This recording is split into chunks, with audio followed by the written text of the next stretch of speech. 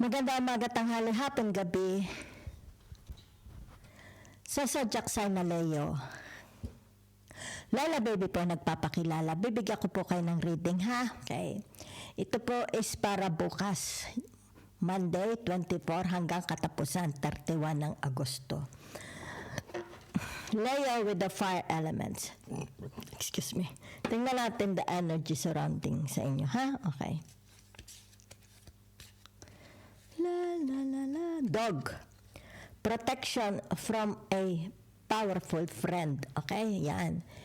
Meron kayong mga loyalist, di ba? Especially mga friends na ipagtatanggol kayo, di ba? Hindi nila kayo hahayaan, di ba? Dogs, getting together with friends. Mukhang merong nagbabadyang pagsasama-sama, di ba? Yan. Maaring makikita-kita kayong mga magkakaibigan, di ba? Maaring may okasyon, di ba? Yan. Leo. La la la la la. Fairman, dealings or relationship with a man with blonde, gray, or white hair. Yan. Sino itong kausap ninyo? Okay? Yan. Maybe boss mo. Pwedeng sino man yung kaibigan mo, di ba? Ganyan ang description. Okay? Forest, muddled, unclear thinking. Okay? Ano itong it's like bumabagabag sa inyong kaisipan, di ba? Pig, beware of greed. Yan. Meron kayong kasama, maaari sa trabaho, maaring kapatid, mga kamag-anak, kaibigan, di ba? Masyadong makasarili itong taong ito. But, increase your efforts if you want to achieve your goals. Di ba yan, oh? Dagdagan pa raw ninyo, okay? Ang inyong sipag para maabot nyo ang inyong pangarap. Success. Yan, may nagbabadyang success, di ba? Especially kung ito is tinatawag na binibigay mo lahat ang iyong lakas, di ba? Tingnan natin, ha? Your career. General reading, Leo, ha? Ano inyong profesyon, di ba? Engineer, architect, doctors, nurses, mga professor, teachers, pare, career din yun, di ba? Karera ng kabayo. Career ba din yun? Pwede, di ba? Pagpapalaki ng mga anak, career din yun, di ba? OFW, negosyo, social media platforms, di ba?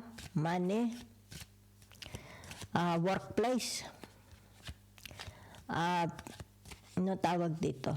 Bitcoins, baka may bitcoins kayo, di ba? Naka-invest. Buy and sell, lupa, bahay, sasakyan, kahit ano, okay? Basta sa pangkabuhayan.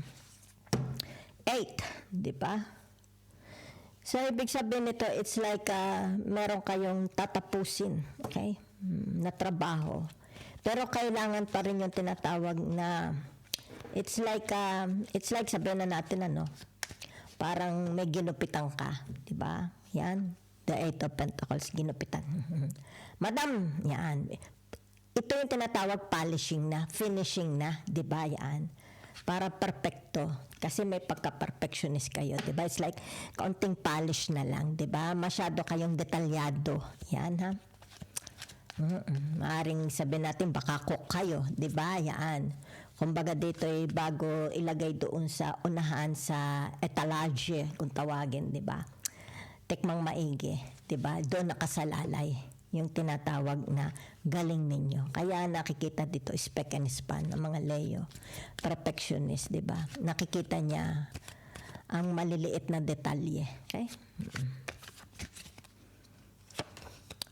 So, ibig sabihin nito, it's about, kung halimbawa sabihin natin you are in a relationship, di ba? Boss, employees, di ba?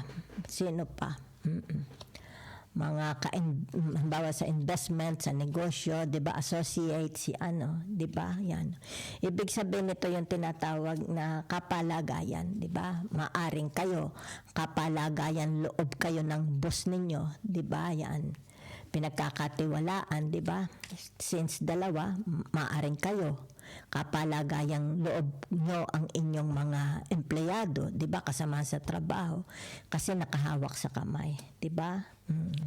So it's all about tinatawag trust, okay? Yan. Whatever is this, wala na. Kaya it's like sa trabaho, nakikita dito, 'di ba? Kung nagkaroon man ng iringan, 'di ba? Yan. Or kung may iringan, matatapos din ito, 'di ba? Yan. Kasi nasa unahan, 'di ba? Kung may mga iringan, matatapos din, 'di ba? It's all about tinatawag na pagtitiwala, 'di ba? Kukuhanin mo. It's like kailangang makuha mo ang simpatsya nila or gusto nilang kuhanin ang simpatsya mo. Okay? Yan. Okay? So, whatever is this, di ba, narito ang the page of swords, di ba? Maaring sabihin natin mga kasamahan mo sa trabaho, di ba? Maaring sabihin na natin kung sino to kasi may mga tao, di ba? It's like darating, okay? So, ibig sabihin nito yung tinatawag, maaring gusto nilang makipag-ayos sa inyo, di ba? It's like, let's forget kung ano mga nangyari from the past, di ba? Okay, so that's it I see for you. Let's see love romance, okay? General reading. Maaring kayo is nasa love na marriage, live-in, mga girlfriend, boyfriend, single, broken na marriage, di ba? Mga byuda. Yan, tingnan kung saan tayo dadalhin. Meron tinatawag celebration, okay? The Three of Cups. Ibig sabihin nito, tinatawag na sinashare niya yung happiness sa kanyang mga halimbawa friends, close kamarads, 'di ba, family, kasi natagpuan na niya ang kanyang soulmate, 'di ba? Ibig sabihin nito, natagpuan na niya ang kanyang mamahalin, 'di ba? Yan. So, you want copy? So, ibig sabihin nito, yan, it's like meeting up na. Di ba yan? Umaalab na pag-iibigan. Yan ha? Okay? So, ibig sabihin nito yung tinatawag na merong meeting up mangyayari ha? Maaring magta-travel, baka ito'y foreigner. Di ba? Yan. So, merong tinatawag, baka ito'y bienvenida. Bienvenida ba ang tawag doon? Halimbawa, sabi, mag-aalis na ako kasi imimit ko na yung aking mahal. Diba? So, pag sinabi mong the one, especially, may kilalaman niya sa tinatawag na foreigners, diba? Pag-abroad, diba? Yan, blessings, diba? Yan, ibig sabihin nito na natagpuan na nila, okay? So, it's all about meeting up. Baka magpaplano na sila, mag-i-engage, magpapakasal. Diba? So, narito ang tinatawag na Nine of Cups. Yan, ha? So, ibig sabihin nito, yung tinatawag na, diba may kastilyong buhangin sa likod? Diba? Yan. So, ang ibig sabihin nito, tinatawag, kita mo merong pusa, diba? Tsaka may talangka. So, magkaiba ang energy. Diba? Yan. So, meron ditong tinatawag pagka halimbawa talangka, dinadepensahan niya yung sarili niya. Diba? Yan. Yun naman pusa is more on tinatawag predator. Diba? It's like, huhuling kita kakainin. Diba? Maybe from the past, diba? Nagkaroon ng tinatawag na yan, chaotic, problemado, di ba? Yan. Maaring from the past, ibig sabihin, mahilig mag-take advantage, di ba? Itong taong ito sa tinatawag na pusa or kuting, di ba? It's like tinatawag sa kanya parang laruan lang ang pag-ibig, di ba? Kita mo yung kuting parang nilalaro lang yung alimasag, di ba? Yan. Kaya dumedepend sa inaano ng alimasag yung kuting, di ba? So maaring naka-experience kayo na kumbaga maari sa inyong mga past relationship, okay, ginawa lang nilang laruan ang pag-ibig. It's like pinaglaruan lang kayo, di ba? So, yan. So, ito yung tinatawag pagbuo, okay? The Page of Cups, bubuo. ng pangarap, bubuo ng pamilya, 'di ba? Bubuo ng isang bahay, nest 'yan. Okay? Yan. Bubuo. Yan ha. So let's see the family, okay? Family, siblings, friends, neighbors, 'di ba? Cousins, relatives, kung sino man yan, society, community, 'di ba? Let's see. Okay. Meron ako sabihin sa inyo, ha? Meron ako ditong, kung di naman kayo, hindi kayo, no? Meron dito nangyayaring incest, okay? The lovers, okay?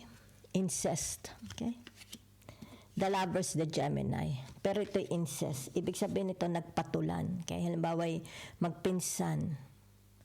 But ito yung tinatawag, napaka-bihira, di ba? Yan.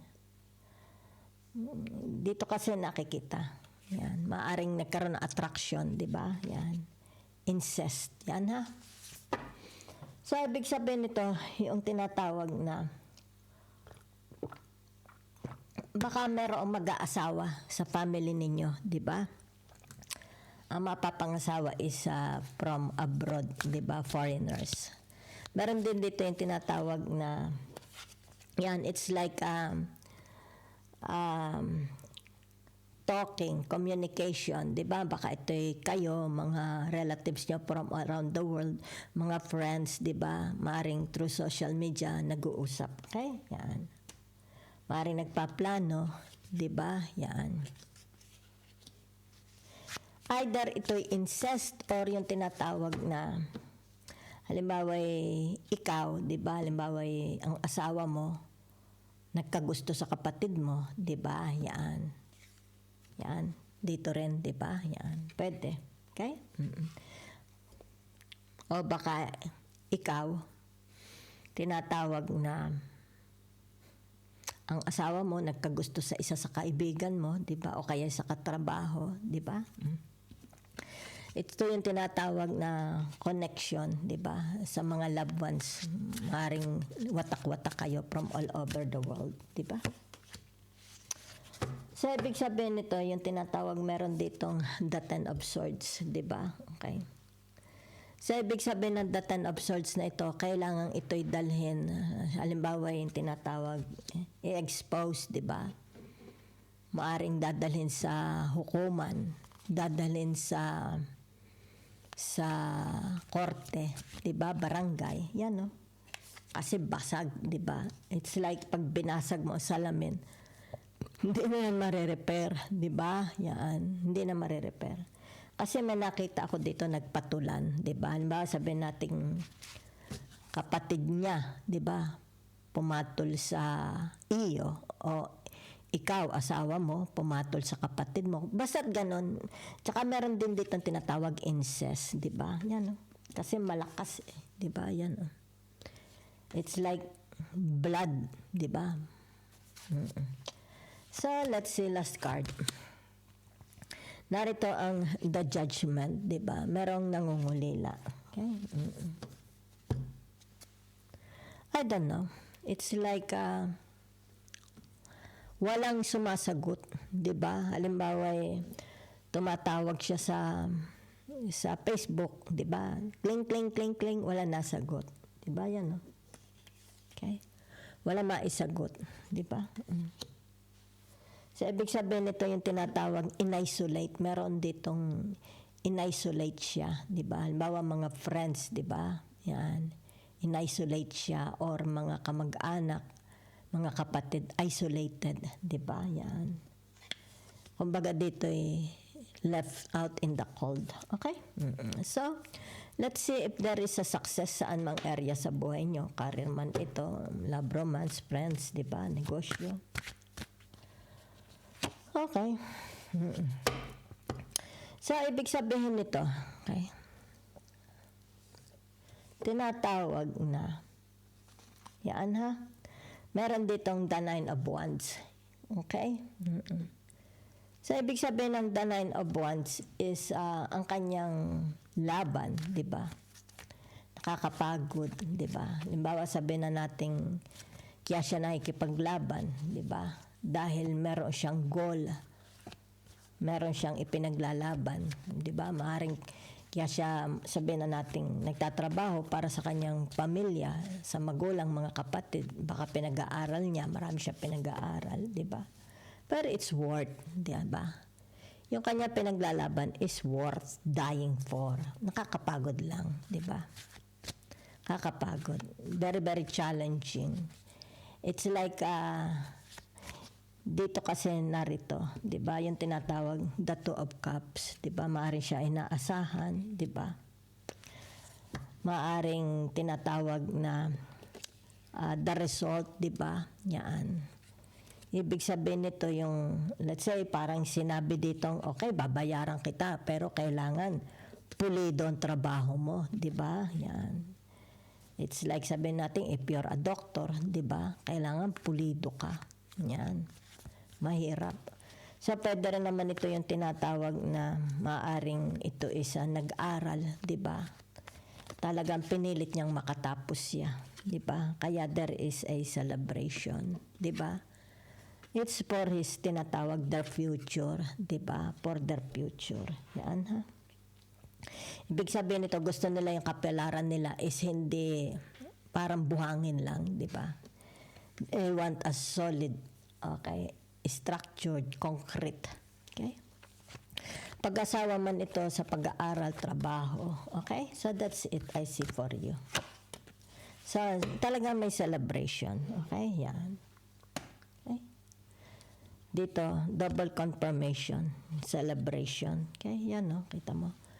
Either ito'y sa karir o maaari ito'y sa karir, sa kaperahan, business, at saka ito'y family. Di ba? Marriage o kaya tinatawag na maaring merong bagong papasok, di ba? Members, family members, di ba? Maaring anak o mapapangasawa or baka magbabalikan, di ba? So it's all about tinatawag magkakaroon ng structured solid foundation. Okay? Yan. So, it's like tinatawag yung kanyang binubuo, di ba? Yan. Tinatawag na, it's like, meron siyang kailangang kasama, di ba? Yan. Sa pagbuo ng kanyang buhay, ng kanyang kapalaran, ng kanyang destiny, ng kanyang future, ng kanyang money, di ba? So, kaya dito kita mo may laman at dugo, di ba? So, ibig sabihin nito, wala na siyang tinatawag prostration. Okay? Yan. Double confirmation, ha? Tinatawag na materials and flesh and blood. Okay?